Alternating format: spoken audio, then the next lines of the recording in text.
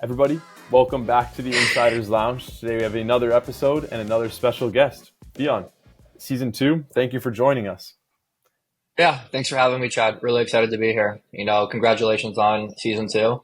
What a year it's been for you. I've been here since the day one with you. We go back a couple of years, so really happy to see how big this has gotten. Of course, let's kick things off with a quick introduction. Let us know about your role, what you're currently working on, and then we'll roll into some of the questions. Yeah, so my name's Fionn. I'm currently the head of goalkeeping with DC Power FC. It's the new USL Super League team in Washington, DC on the women's side, and we play in the USL Super League. Yeah, and then I always like to get things started with your first soccer memory. I think it's a cool way to see how you first got introduced into the beautiful game, and then we'll kind of kickstart things off with some of your career and so on. Yeah, so having my dad, he's from Ireland, and growing up in New York City, where there's so much diversity, and my friends are from all over the world. I've always loved football or soccer. It's always been part of my life since I can remember. But the first memory that really resonated with me, I was watching the 2010 World Cup on Sky Sports. So Peter Drury was the commentator. It was South Africa versus Mexico, and when Shabalala scored that absolute banger into the top corner to open up the tournament, seeing all the fans celebrate, it kind of really resonated with me, along with the commentary, goal for South Africa, goal for all Africa, just like the feelings, the emotions that this game has. That was kind of like my core memory around the game. And that moment is when I knew like I wanted to be a professional soccer player. Like this is my life. I want it really bad. Yeah, I come from both of my parents are South African, and I remember watching that, and it was just like Hmm. you imagine the feeling you had experiencing that, and then imagine being South African and like your whole roots and background being from there, and it was just like I couldn't even believe it. We didn't even really know that we had a soccer team. It's such a rugby and cricket focused country that when that Exactly. happened, it was just like a totally different level of just like Yeah. enthusiasm and excitement for the game Hmm. and what was to come. And yeah, like you said, that was I guess I was 7 at the time, and from that point onwards as well. Same for myself. It's just like, yeah, this is I want to. I don't know what this is, but I want to be a part of it, and I want to play the You get game, it. and so on.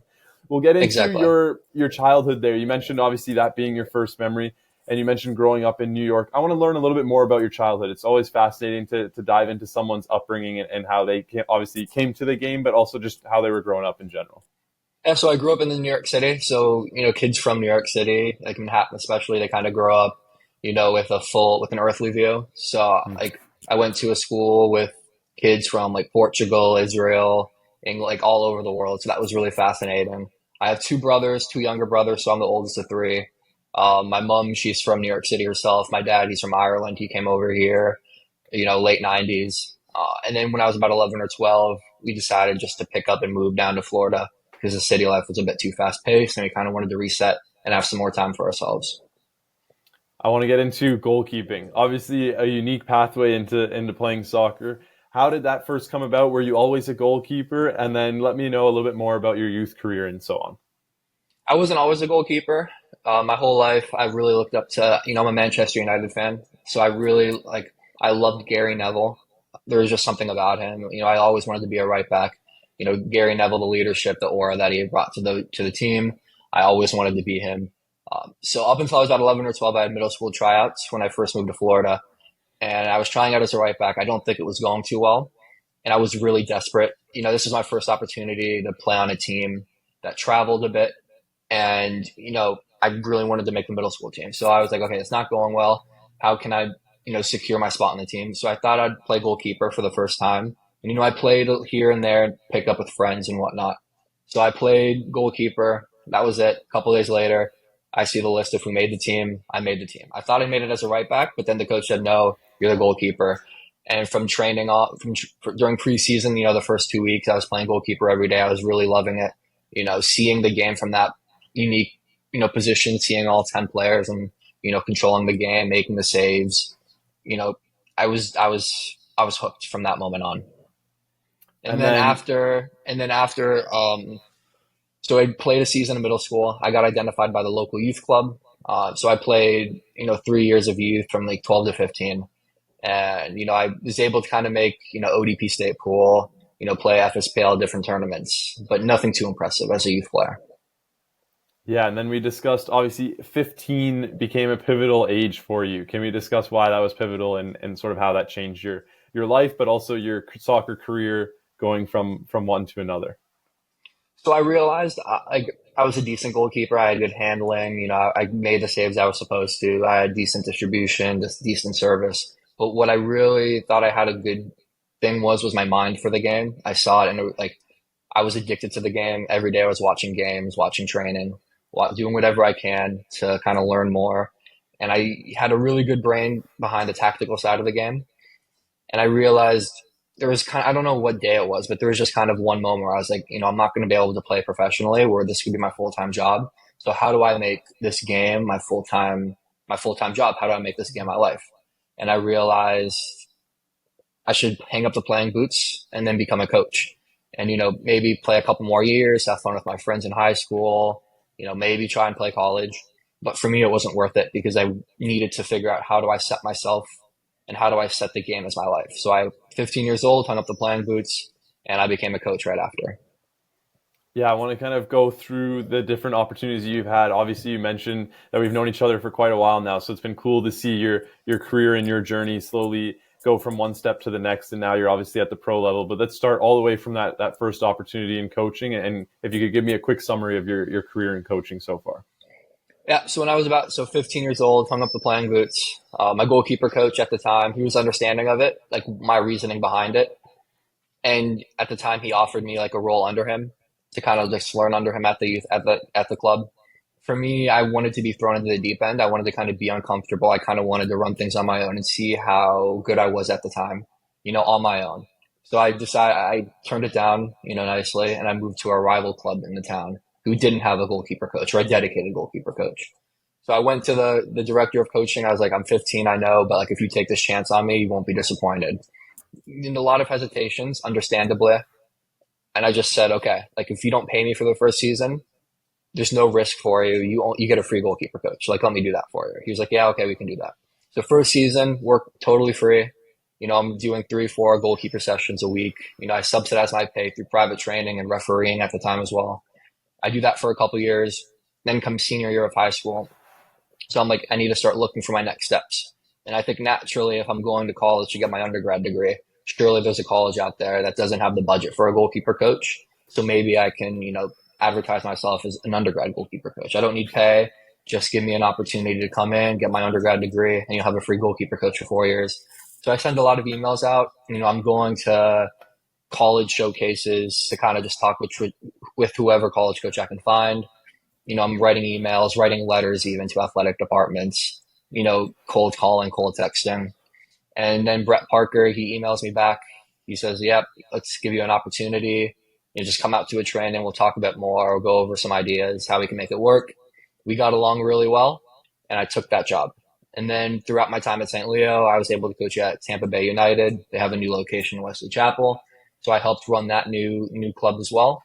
And then at the same time, during the summer, I also spent time with Hickory FC in the NPSL in their inaugural year, which is where we also won the Southeastern Conference.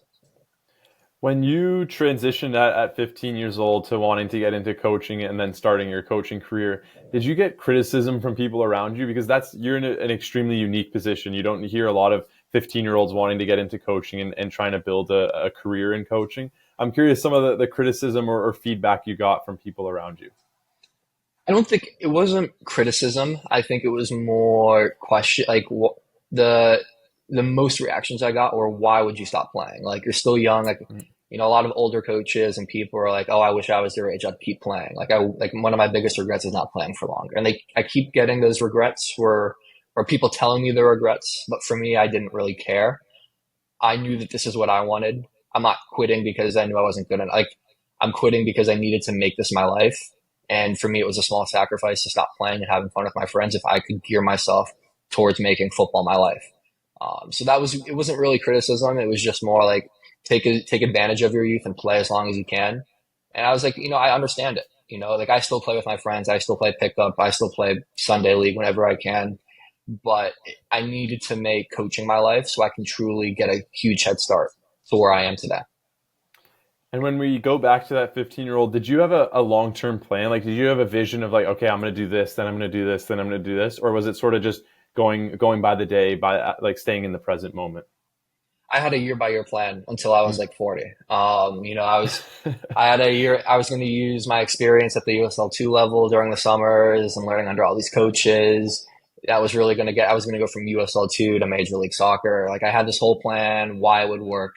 But within my first year of coaching college soccer, not even my first year, it was more my first month, and talking to people who've actually been in the game for a long time, I was like, this isn't going to work. Like, I'm going to have to just focus on doing a good job with where I'm at right now. And then the opportunities will come, you know, if I do a good job. I just need to focus on being in the present. I can look towards maybe next week, but other than that, you can't predict what happens. Things happen for a reason. Not always the way you want them to happen, but things always work out if you do a good job with where you're at. So then you join St. Leo's. You become the youngest coach, I believe, in NCAA history. What do you think their mentality looking towards you as a coach? Why do you think they wanted you to become a part of the program? What did they see in you that said, you know what, we're going to bring Fionn on board and he's going to be useful to the program? I mean, to be honest, I think not a lot of Division two programs have a set goalkeeper coach who can be there every day at training. I don't think there's the budget for it right now, especially in soccer. So I think the main appeal was, well, he's 17 years old. He's going to come here anyway, or he's going to go to college anyway. We're not going to have to pay him a lot. So like, let's just bring him in. And then I think as we got into the season and I started kind of like getting out of my shell a bit and I kind of started, running more trainings and I started, getting settled, I think then I got more responsibility within the program. So I started recruiting, I got my own little, office cubicle. And then from there, I just kind of grew into my role. And then you have that title as the youngest coach in NCAA history. Talk me through that. What was that feeling like at the moment? When did you realize that was actually an achievement that you had? And how have you used it to motivate you for the future? Yeah, I mean, it's a good feeling for sure. It's something I've worked really hard towards. My 3 years previous to getting that role, it's something that I always wanted to. I wanted to get into the college game. I thought that'd be a good stepping stone for me. When I realized it, it was exciting. It's something new, it's something historical, but I didn't focus too much onto it because at the time, this is like I want to use this role to keep climbing a ladder. So now everything was, how can I use the current role I'm at to gear myself towards a professional game, toward the higher levels of the game. And I kind of realized it when the other coach was like, yeah, the next youngest coach that they knew about was 20. So there was like, obviously I was 17 at the time. I just couldn't imagine there was another 17-year-old coach out there. And then let's get into present day DC Power. Talk me through how that opportunity came about and what your experience has like been there so far. Yep. So about 2.5 weeks ago, the old goalkeeper coach for DC Power, Diego, he posted on his story, goalkeeper coach just hit me up. And so I sent him a text. I had his number saved. I've never talked to him before, but I don't know how I had his number saved. I just did. So I sent him a text. I'm interested. And then I sent him, videos of me running training, my CV, my methodology, periodization, everything I had, kind of just sent it all to him. He took a look at it. He seemed to like it. Then he forwarded it to Fred, who's my current boss and the head coach at DC. And we set up a Zoom call. I kind of took him through a presentation. And then I took him through how I scout opponents each week, how I base my sessions around those opponents. And he seemed to really like that. So we took a couple hours. The next morning, I got a text. He's like, okay, let's do it. Let's get you into the club. I got a call from the GM. We set up the contract, everything. And then a couple hours later, I'm driving up to DC, ready for training the following day. So the whole process was quite quick. I think it was like 4 days in total, 4 days to not knowing about it, to being here in DC training. So that's how it kind of came about.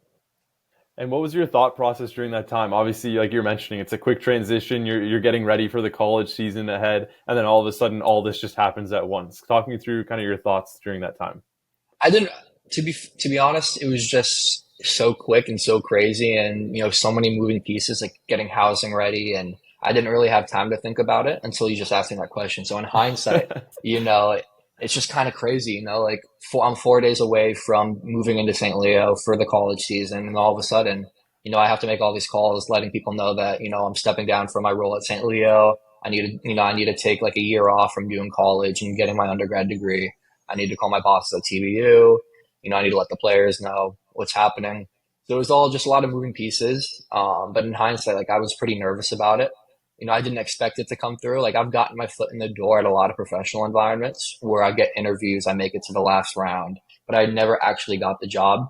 So in my mind, when I first applied for it and I first set up the interview with Fred, I was like, okay, this is just a good opportunity to get more interview experience, get my ideas out there in front of professional coaches. I had no idea that this would actually happen. So And before we get into more of your role specifically, I want to get a general overview on the USL Super League and DC Power. I think for a lot of listeners, obviously it's a new league, new team. So can you just give a little bit of an explanation on what the actual league is, what it stands for, and where you sort of see it going over this season and into the future? yeah, so the USL Super League, it's a new women's professional league in the United States. We have Division One status along with the NWSL. So we are at the highest level on the pyramid in U.S. soccer. I think the vision behind it is there's only 14 clubs in the NWSL in 14 different cities. So there's not a lot of opportunity for professional women's soccer players to get contracts. So I think we wanted to expand the league, make more teams, give more opportunities to players to earn professional contracts who earn it and who deserve it. And we want to spread the game to fans as well. So the fans are really happy, and we've gotten a really warm welcoming from the fans for women's soccer in more cities. Like Dallas now has a team, Spokane, Tampa, so that's really the main goal, is just to spread the game.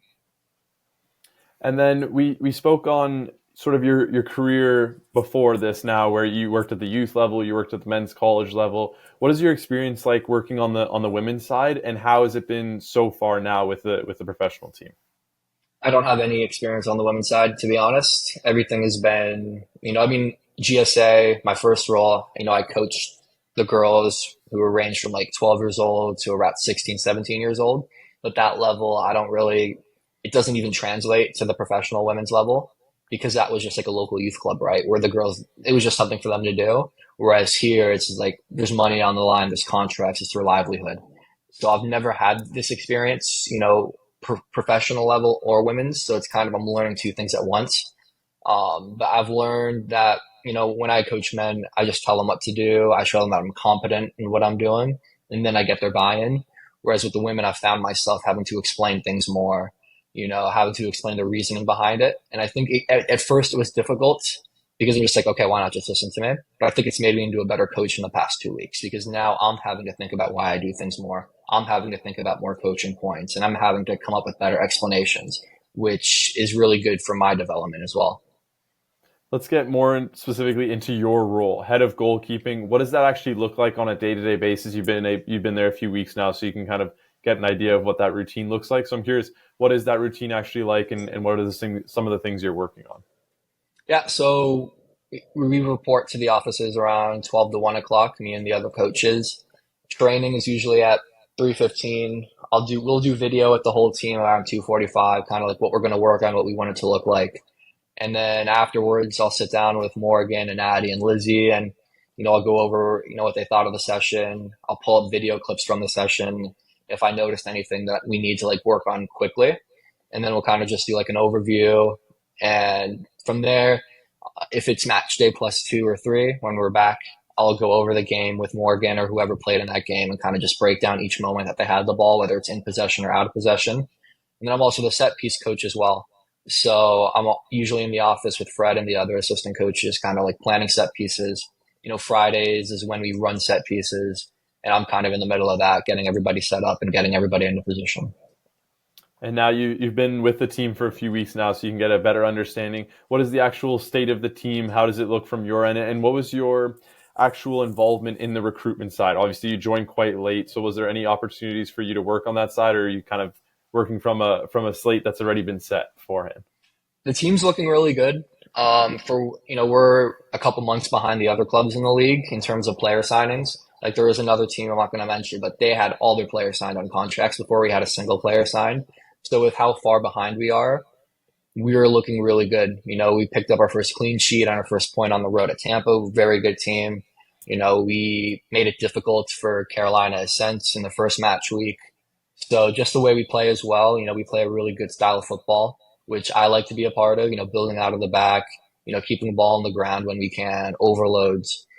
So the state of the team's looking really good right now. If we take a step back and we look at each of your roles in the different organizations you've been a part of, you've always been either one of the youngest people of the organization or the youngest. How have you been able to get the respect and gain sort of that coach and player relationship is key in any environment. So I'm curious how you've been able to gain that respect and keep the understanding that, look, I'm a coach at the end of the day, you're the player, and we have to work together in order to make this a successful process. So I'm curious how you've actually been able to work on that in each of the different environments.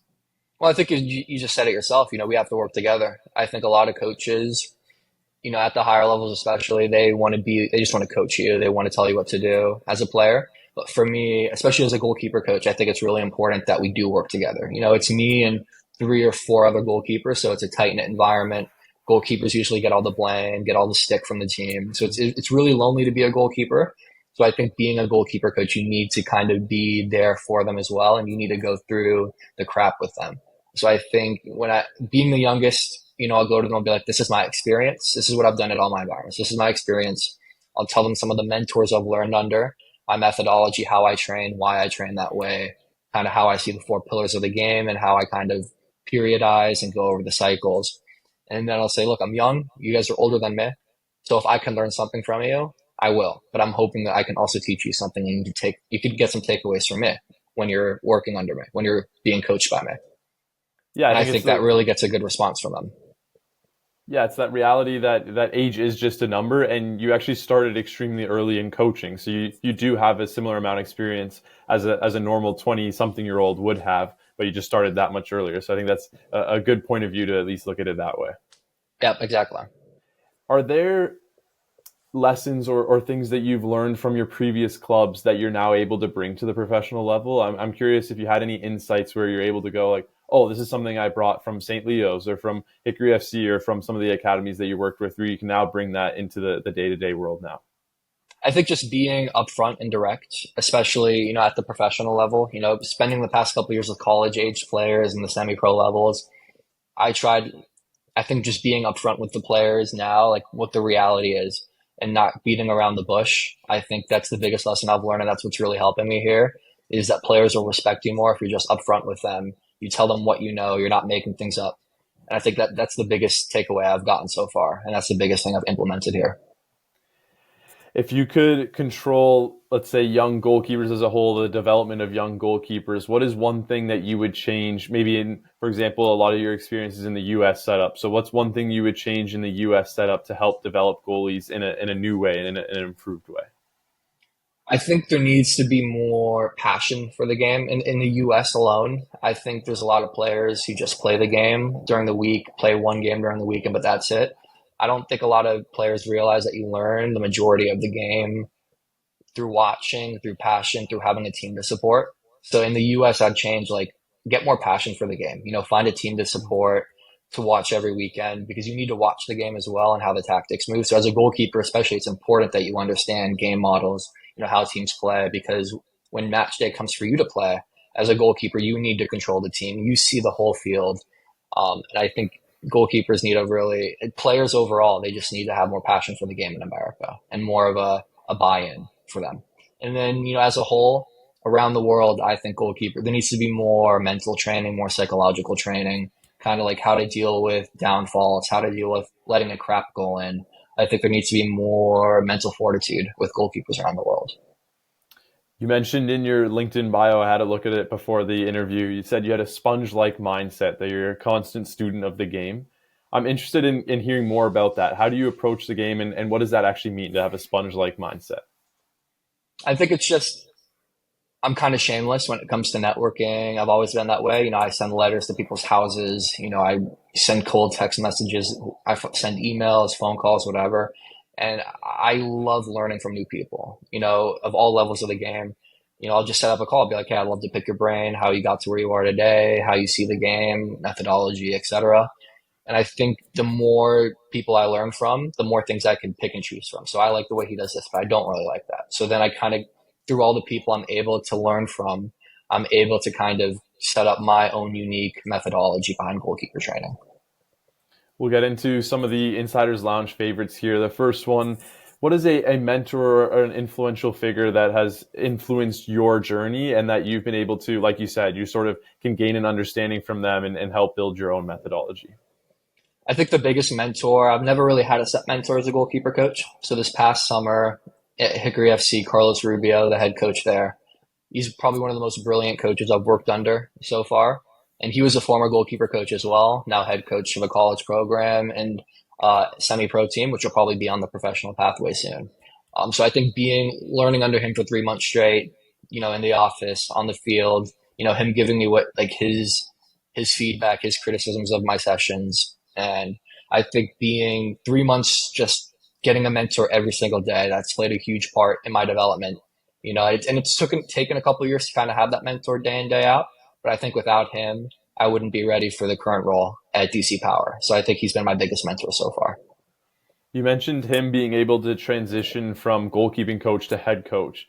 Is that something you're interested in? And is that something that teams actually speak to the goalkeeping coaches on a more team-wide basis and get their feedback on different things in terms of methodology, tactics, and so on?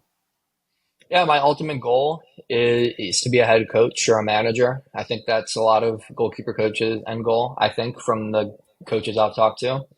If that opportunity comes up, I'll definitely take it. If not, I just need to focus on doing a good job with where I'm at.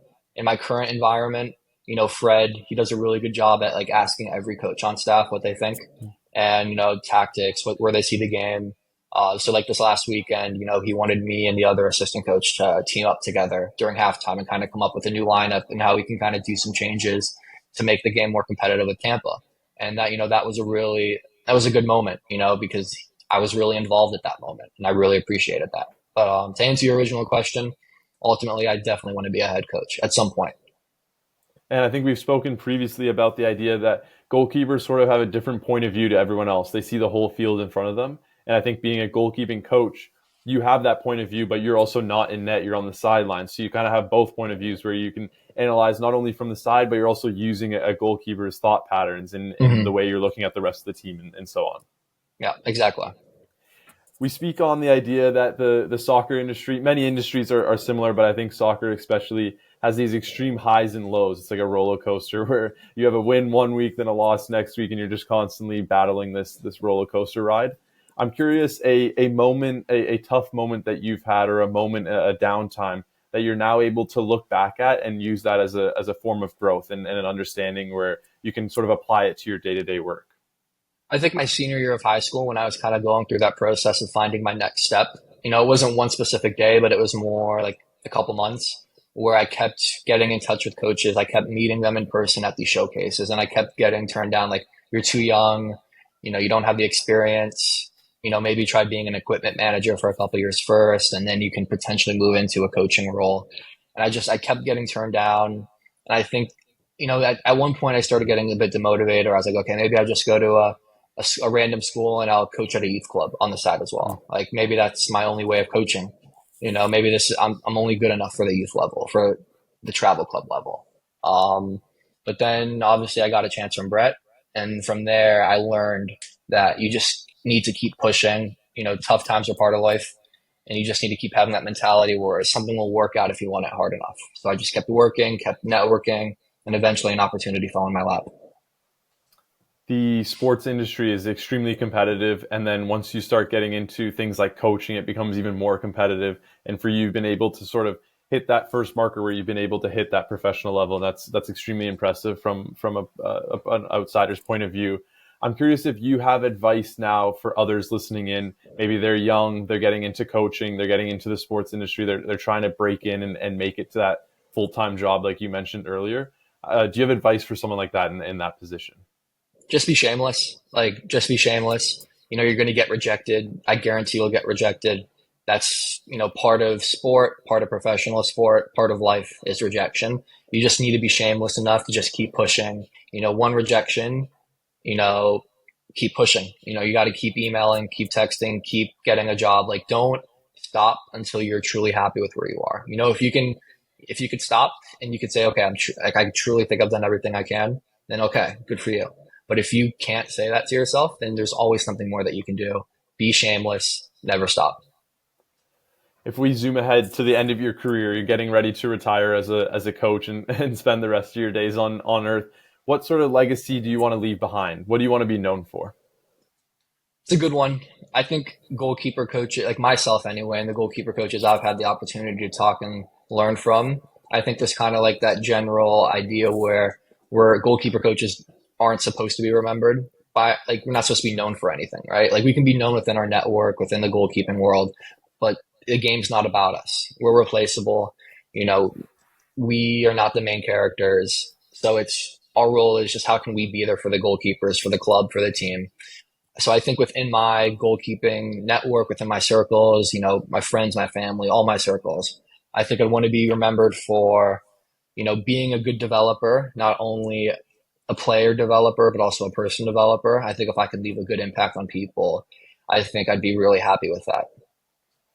The last one here before we get into quick fire questions. If we look back, or sorry, if we look forward 5 to 10 years, maybe even further, 15 years, where do you envision yourself and where do you want to be? Do you have sort of that future mindset that you can look ahead?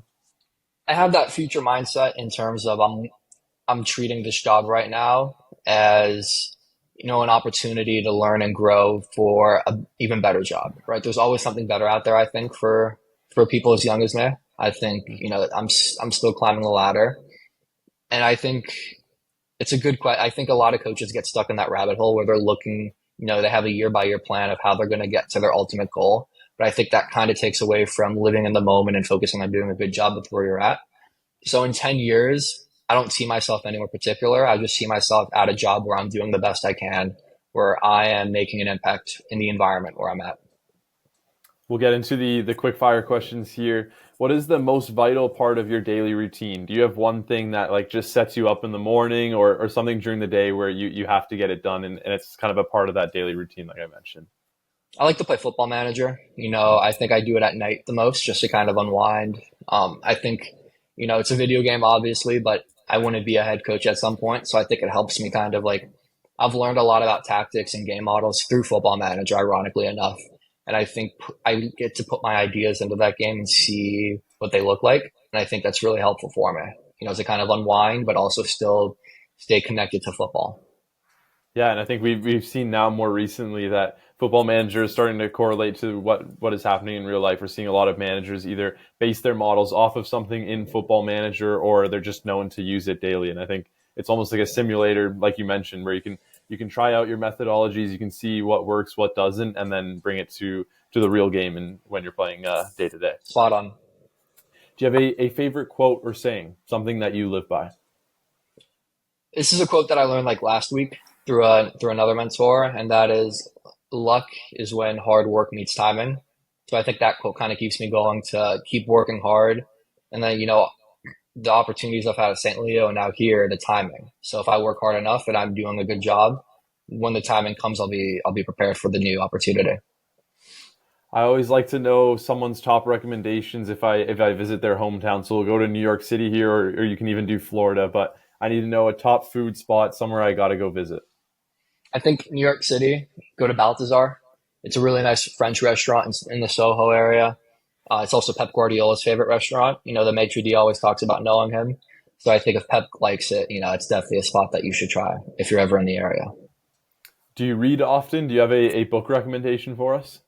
Yeah, I read as much as I can. Right now I'm reading The Laws of Human Nature by Robert Greene. I love reading books that, kind of explain the human behavior, the psychological aspects of why people do what they do. So I always love learning, like, how I can better connect with people, how I can better understand people. So yeah. You mentioned having Football Manager as a thing to help you kind of rewind wind down at the end of the day and sort of relax. Do you have anything else to stay inspired outside of work, like an activity that you do, something that you enjoy, just getting your mind away from the game and the day-to-day work? It's hard because I always love staying involved in the game, but I think I like to call my girlfriend at the end of the day. So right now we're long distance. So I think calling each other, and our days are both so busy. So at the end of the day, I can just call her. We can talk about our days, kind of unwind, vent some steam, and just reconnect. I think that really does a good job recharging me. If you hadn't become a goalkeeping coach, what sort of profession do you think you would have gone down? Either way, I'd find my way into soccer. So if I couldn't be a coach, I'd be the kitman or I'd be the bus driver or the janitor or I'd figure something out. I Just don't think for something. me, I just need to be involved in the game. No, I love it. That's totally fair. The last one here, if you could sit down with one person, dead or alive, who would it be and why? If you sat down with them for a meal or a chat. Um, I think I'd want to talk. That's a good one. Um, I'm gonna We think. can go one soccer person, maybe one outside of soccer, or however we want to do it. It's up to you. Okay. I think I'd want to I'd want to talk with Jose Mourinho. I think it's a bit, I mean, it's a cliche answer, but I think he's a brilliant mind. I want to understand how he gets buy-in from players and fans. I kind of want to understand like what his tactic is behind getting so much support. Yeah, I think Jose would be an interesting one. I think he'd be an open book. I feel like he's a personality that would just tell you the way it is, and I think it'd be an extremely interesting Yeah. conversation. Yeah, I agree. Fionn, I appreciate your time. If you have any last words, you can say so, and then we'll wrap things up. I think the last words, thank you for having me, Chad. Obviously, I love your podcast. It's a huge honor to be here, especially the opener of season 2. And any last advice, it's what I've said. It's kind of my theme is be shameless. Don't let rejection stop you. There's something better for you out there, and don't stop until you find that better thing for you. Like I said, Fionn, I really appreciate your time, and I look forward to catching up again soon. I'm really looking forward to it as well. Thank you.